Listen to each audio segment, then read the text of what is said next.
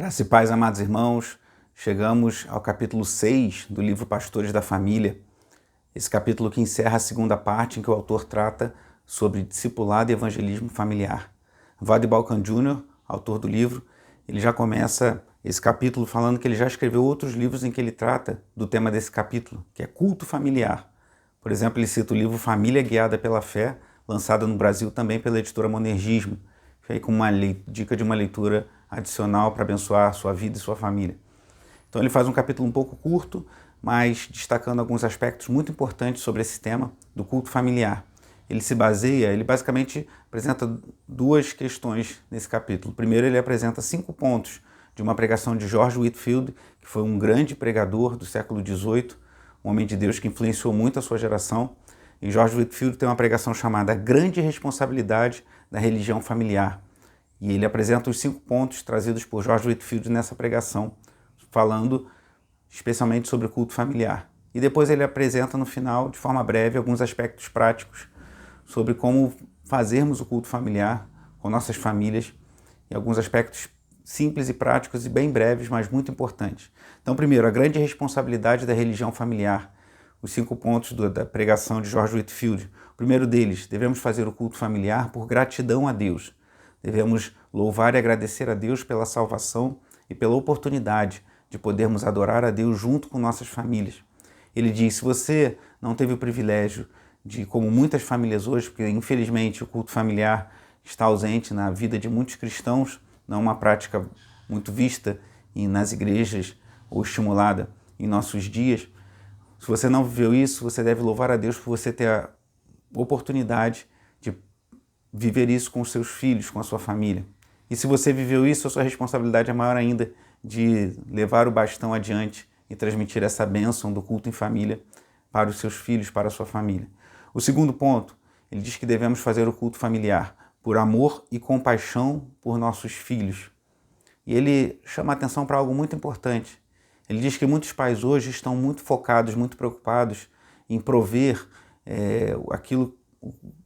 condições financeiras, materiais, educação para os nossos filhos, que são questões importantes. Nos preocupamos em não deixar faltar nada.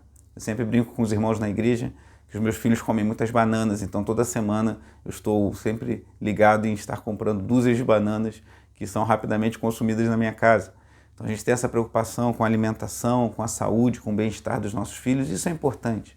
Mas e o legado espiritual? E aquilo que eles vão aprender e aprender para a sua vida com Deus, que é fundamental, que é de suma importância. Temos dado a mesma importância a isso. Então, por amor e compaixão aos nossos filhos, devemos prover não somente o material, mas especialmente o ensino espiritual, que é responsabilidade nossa. O terceiro ponto, honestidade e justiça comuns. Ele fala algo interessante da pregação de George Whitefield, e eu vou citar aqui na página 95, ele diz, pastores da família precisam considerar a liderança espiritual de suas famílias como uma tarefa dada por Deus. Não se trata de um programa. Então é algo que Deus confiou a nós, e nós como servos fiéis devemos honrar a nosso Deus cumprindo esse compromisso. Ele diz que é um alerta importante para que nós não deleguemos a profissionais, a especialistas, como ele diz em outros momentos do livro, a educação espiritual dos nossos filhos, como muitos têm feito. Nossa geração é marcada pela tendência a nós buscarmos especialistas para resolverem os nossos problemas. E há pessoas sim que podem nos ajudar na educação dos nossos filhos, no ensino espiritual que damos a eles, mas a responsabilidade é nossa, nós precisamos assumir esse encargo dado por Deus a nós. Quarto ponto, interesse próprio. E aqui ele fala algo muito interessante também, do livro eu vou mencionar rapidamente, pois ele diz que Deus fez promessas àqueles que o amam, temem e servem. E embora Deus mesmo, não o que Ele nos dá, seja o nosso maior alvo, é importante reconhecer que Deus abençoa aqueles a quem Ele obedece. E ele cita o texto que diz, a piedade é proveitosa para tudo, visto que tem a promessa da vida presente e da futura.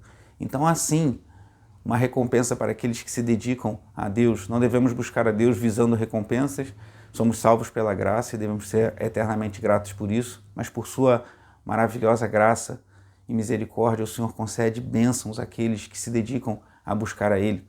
Então experimente da graça de adorar a Deus, de ter devoção com sua família ao Senhor. Você verá Deus operando maravilhas no meio da sua família. Ele diz aqui na página 97, são grandes bênçãos para pais e mães, para casamentos, para crianças e para famílias como um todo, a prática do culto familiar regular. E o quinto e último ponto, que é um pouco assustador e infelizmente muito ausente das pregações e ensinos de muitas igrejas em nossos dias, que ele diz dos terrores do Senhor. Um dia todos nós estaremos diante do Senhor. Um dia todos nós compareceremos diante do tribunal de Cristo. E nesse dia, o que os nossos filhos terão a dizer sobre nós? Eles terão visto piedade em nossas vidas? Eles poderão testificar de que aprenderam de nós o temor do Senhor? Então ele coloca como último ponto, George Whitefield nessa pregação, os terrores do Senhor. Então o autor George Waldo Balkan Jr. começa com esses 5 pontos, gratidão a Deus, amor e compaixão por nossos filhos, honestidade e justiça comuns, pois Deus nos deu uma tarefa e devemos estar atentos a cumpri-la, interesse próprio e os terrores do Senhor como motivos para nos dedicarmos ao culto familiar. E aí, por fim, de forma breve, ele termina com um item, culto familiar simples e prático. E ele chama a atenção de algo que muitos que não praticam o culto familiar ficam perdidos como fazer.